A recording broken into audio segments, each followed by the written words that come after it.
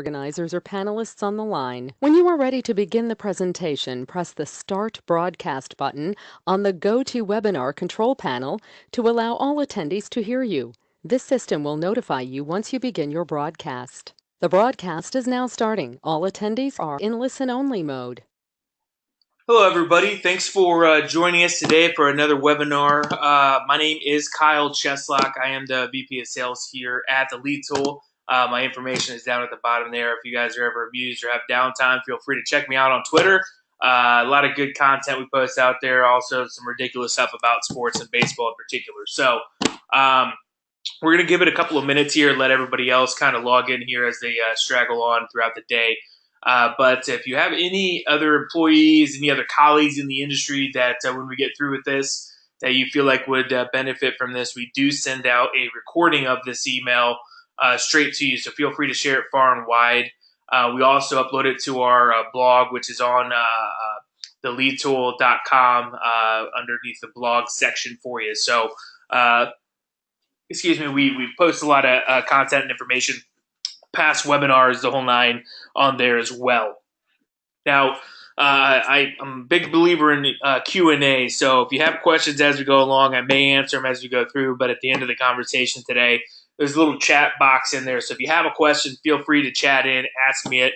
If I don't cover it in the actual presentation, I will answer it at the end of the presentation today. So, now, looks like we got a couple people coming in now. And you know what? Let's go ahead and get started. So, we got a topic today that's pretty relevant across the industry. I was actually at the NLBMDA conference last week in Phoenix, which was fantastic. A lot of industry leaders out there. But, this is something that's always a hot topic for people, how to mitigate your risk, in particular when you lose a sales rep. Now, I know a lot of dealers out there don't have a lot of turnover, and depending on the industry, flooring industry, you have a little higher turnover than what the lumber industry has, and so on and so on. So obviously, it's all relative to your industry, but I haven't met an owner, CEO, sales manager that hasn't lost a sales rep, or an owner that hasn't lost a sales manager, and so on and so on. So, it's always a problem. Now, kind of how is it done today, right? In a traditional sense, when somebody leaves, kind of what happens. Go through your process, right? You're probably collecting anything that's company owned, right? If it's a cell phone, computer, laptop, tablet, anything company owned, maybe company car, whatever it is, you're going to collect that information back, right? You're also going to go through the sales pipeline. You probably want to know who you need to focus on right now, who you need to give those contacts to, and allow them to go out there and obviously close business. Business has to keep running. It can't slow down or stop when a sales rep leaves. But then you're also going to want to go through and kind of divvy out the other clients and current prospects and things of that nature that are in that sales funnel. Now, right now, if you are running more of a traditional business, which we'll get into here in a few minutes, that doesn't have a repository of this information, you're kind of fighting an uphill battle, if you will. You're elongating the process, which we're going to dive into. But again, you also got to do your exit interview here, and obviously hire the replacement. So, what does that cost, right? And obviously this will be different for everybody, but the average cost to replace a sales rep across the board is about $115,000. Now, you're thinking to yourself, wow, that's a pretty big number. Well, you got to factor in a couple of things here, and not just salary and commission, right? You got to include your separation costs, the time spent to do that, doing your exit interview, going through the process, things of that nature. What the replacement costs are, what are you going to pay a recruiter? How much is it going to cost to run ads? So on and so on. And obviously, when you find a suitable candidate, extend them the offer they accept. You bring them in. You have your training costs. What all goes into that? Are you pairing them up with another employee? Do you have a handbook that you put them through? Do you have a series of webinars that they got to watch before they go into it? So you have all these different things that kind of go into the cost, and some of it's hidden, right? You don't really think about it. It's kind of out of sight, out of mind, if you will. But it's all factored into what the actual true cost is of replacing a sales rep. Now, the average time it takes to find a replacement is about 6.2 months, right? So about half a year to find a replacement for a particular person. So I mean, you're talking about lost time out in the field then, so these things start adding up, and, obviously that's where you get that 115,000. If you want to know kind of what the formula looks like, feel free to chat into me. I'll be more than happy to kind of give you a formula that you can plug some numbers into and kind of get your true cost. But, that's kind of what it costs to replace and what that looks like with an actual rep today. Now, I was like I said at the beginning of the conversation here, I was out at the NLBMDA conference last week, where it had CEOs, sales managers, speakers from the industry. I mean, you name it, they were there. But one in particular was a CEO of a recent Pro Sales Dealer of the Year. Runs a great operation, very respected within the industry. But we were talking about the different generations in the industry and kind of the gap that's taking place right now. And a lot of it had to do with the downturn we went through about 10 years ago, kind of wiped out that generation following the baby boomers, right? Who are getting ready to retire. And then you have, kind of that next generation down that's in their 30s and 40s, and it kind of wiped that particular generation out of the industry and push them out. And so there's this gap between that, and then you have your millennials or your uh, uh, uh, succession planning in terms of who's coming up next down the road to kind of run the organization and things of that nature. But uh, this particular CEO, and referencing the millennials that are kind of becoming the hot topic and the latest trend in the industry, was take a look around at all the gray hair you see. There's a lot of it, but it holds everything that it is the key to everything that you want. Start asking questions and listening more. And that really stuck with me when I was thinking about it for the moment. I have conversations with lumber yards all across the industry, flooring dealers all across the United States and Canada. I mean, you name it. I'm talking to thousands of people, and there's a few things that always kind of stick with me. And I always ask, what makes you different? And I always come across, customer service that's touted almost every single shop we have, and as it should. Obviously that's a huge selling point when it comes to whether you're selling to pros or whether you're selling to the average Joe consumer, right? But another thing that is really highly touted is the average combined years of experience. Companies are proud of that, and rightfully so. Um, you know, the biggest thing for me, coming back to the gray here and kind of seeing what's all around, what happens when they retire, or something worse happens to them, or they leave and head to another company. What's happening with that experience? What's happening with that knowledge? What's happening with the relationship that they have with your clients? Because at the end of the day, the actual relationship isn't necessarily living with the company, even though the company's may have been around for 100 years. What makes the company is your people, and I'm sure you would agree with that. So, if we're taking that into play here, the relationship is held with that individual person.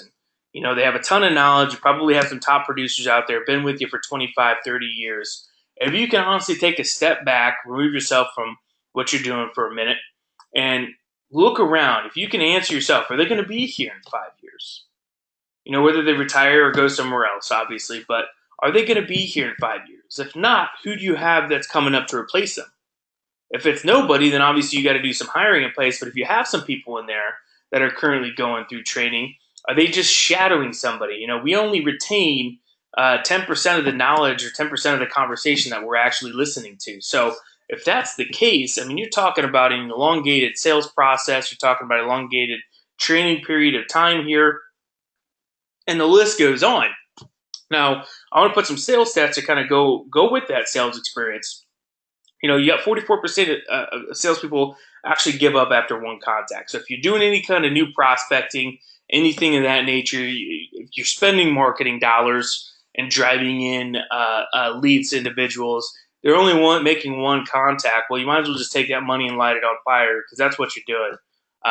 You're not being a very good steward of your money when it comes to just buckshotting marketing dollars across the board when you're not capturing it and ensuring that they're following up more than once.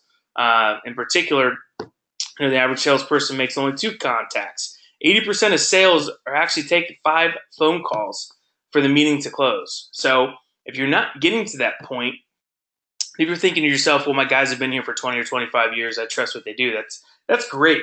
But at the end of the day, we're human, and human nature kind of takes over, right?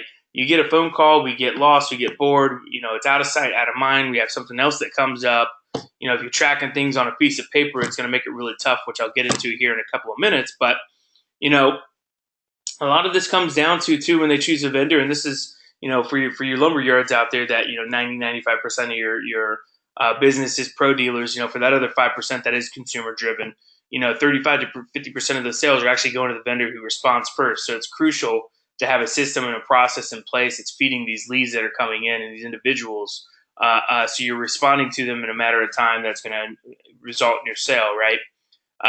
But you have these different stats and things of that nature that I can throw at you here. But it really all boils down to, what are you doing with all this information? What are you doing with follow ups? What are you doing with the experience that these sales guys have of 25 years in the industry, 20 years working for you, whatever the case may be? What are you doing with all that? Obviously it's rattling around in that person's head, but God forbid something happens or they retire, like I said, or they leave for somebody else. What happens, right?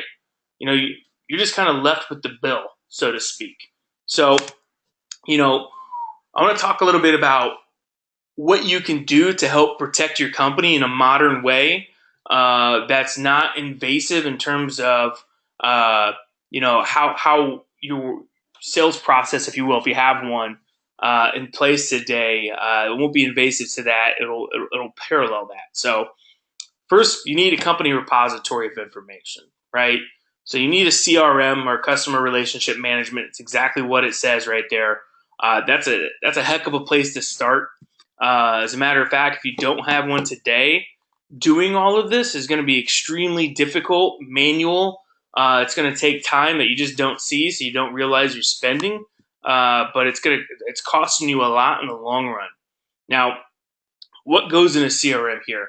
Everything that's rattling around in your sales guys' heads, right? So we're talking about customer conversations, appointments that are made, any notes on that particular job that they just got, documents that were sent out for a quote or an RFP or whatever it may be, any samples that are taken out for you flooring dealers out there, any follow-ups, crucial part of what you guys do. All of those little things that are part of being a professional salesperson, going out there and prospecting new business or kind of farming what your current business is, asking those questions, all of that valuable information needs to go somewhere, not just in the person's mind. In order to protect the company, you guys need to control that information. And it's not being big brother if you're thinking about what this means for your people. You're not over there looking over their shoulder, or you might be, I don't know. But it's not necessarily designed for that. What it's designed for is to get all this information, all these conversations, all these little things that go to closing business and compiling it in one place that's owned by the company. Now, why is that important? Why is it more important to have a CRM as opposed to a notebook? Well, let me ask you this. Do you guys have file cabinets full of notebooks from your guys? Are you meeting with your people regularly? By regularly, I don't mean once a month. I mean weekly, if not daily, to see what their follow-ups look like, to see who needs clothes, to see who needs help. Uh, in particular, as these companies start making this transition, again, similar to what you're going through, you have the second, third, fourth generation that's coming into management now, or millennials kind of taking the reins over into these managerial roles. Well, it's different than years past, right? They're going to expect a different experience than what's currently being delivered today. So it's about evolving with the time. Change is hard for everybody, but it comes along to kick everybody in the ass every now and then, and it's good. But if you're not setting yourself up, if you're not capturing this information going forward, when you start bridging this gap between what you have today and what you're going to have in the future, if you don't have this information, if you don't have these appointments, if you don't have these jobs in a centralized location that is mobile accessible, big deal right there, mobile accessible. If you don't have these things there today, it's going to make it extremely difficult not only to recruit those individuals to set yourself up for the future, but going forward to protect the company from loss. It's going to be even more difficult. So, when it comes down to it, right? you're going to want to help build a customer profile. And I got some pictures here to kind of show you what I'm talking about. So, the nice thing about having this central repository of all this information and all these different contacts and these different people that you should know within an organization that only your sales rep knows right now, or may cover with you in your once a month meeting when you're going around to each location, whatever it may be. This customer profile is now with the company for all time, right? So, who the contact is, when the last activity was, what jobs they're interested in. Obviously, you want to grow revenues through those particular clients. I know for a lot of you, long-time client holders out there that do repeat business, you want to grow within that particular vertical. So that requires you having information, like additional rooms that they could be working on or additional projects that are coming up. All those little things that now are with the company and not the individual salesperson. Same thing goes for samples, right? So for your flooring guys out there, or really anybody that's giving out samples of anything, that's low hanging fruit, guys. If you're not capturing that today, you're shooting yourself in the foot. I mean, we're talking about people that are swinging by your store that are actually interested in, because I don't know a lot of people going by a lumber yard looking to pick up some samples of decking, or a flooring dealer looking to pick up some samples of flooring that aren't genuinely interested in that particular product. And if you're not capturing the sample, you might as well be kissing, $5,000 order of flooring or a $15,000 deck away, right? And those add up over time. So, same thing goes for other communication types, right? Your emails. So obviously you have your own email, whether it's Google Apps, using Outlook, Office 365, whatever your preference is. All those conversations not only are happening in person as they communicate with one another, but they're absolutely happening via email as well. So being able to combine that in one place, have all this information, have those emails stored, obviously not only protects you from, loss when that particular sales rep retires, leaves, so on and so on. But anytime that there's a customer complaint or a disagreement on a job or products or whatever it may be, which that never happens, right?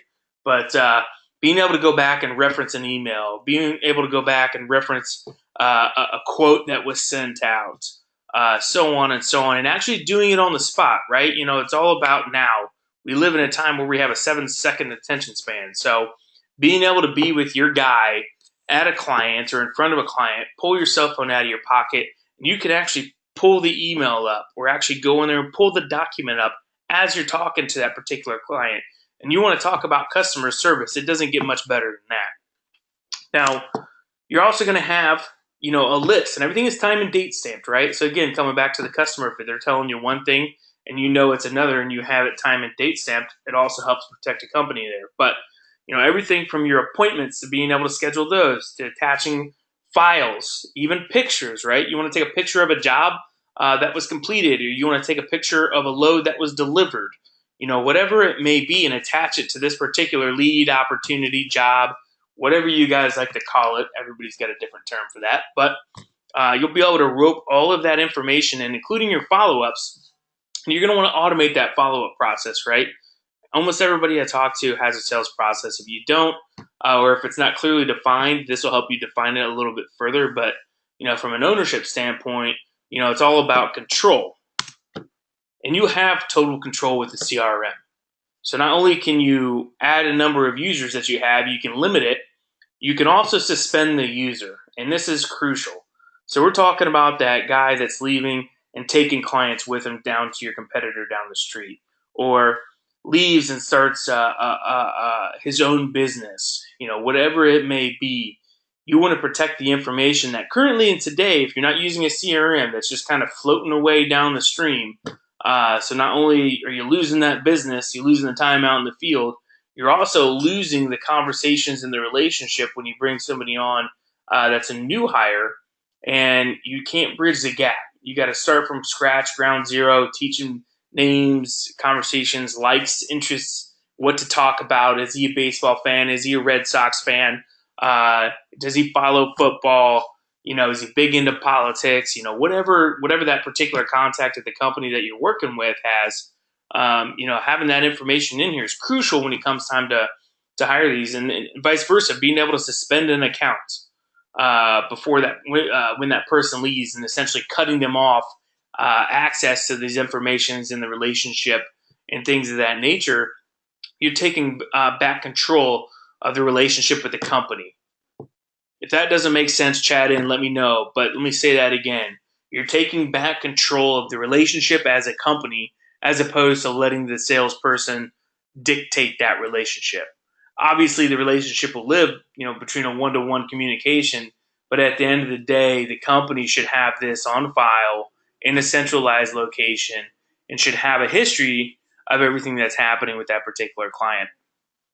Now, hopefully you got your questions answered today, guys. If you want any defined questions, anything like that, I'm actually going to pull that up right now and see if anybody asks me anything here. Let's see. We got a quiet group today. I guess that just means I did a hell of a job. So, with that being said, guys, if you have any questions, that is my email below, KYLE at the number 4ME group.com. That's Kyle at 4megroup.com. Feel free to shoot me an email. Otherwise, you can check us out on any of our social media channels here, Facebook, Twitter, Instagram, all at the lead tool. Feel free to DM us. We love hearing from you. Whether it's a question on this particular webinar or another one that we ran, whatever it may be, there's no such thing as a dumb question. So we love helping you guys out. With that being said, if anybody has any questions, or not questions, already covered that. If you want to share this far and wide, feel free to do so. Be on the lookout end of day today or tomorrow morning for a follow-up email with a recording of this. Otherwise, guys, thanks for joining me today. Be on the lookout for webinars in the future, and best of luck finishing out the month. Thanks, guys.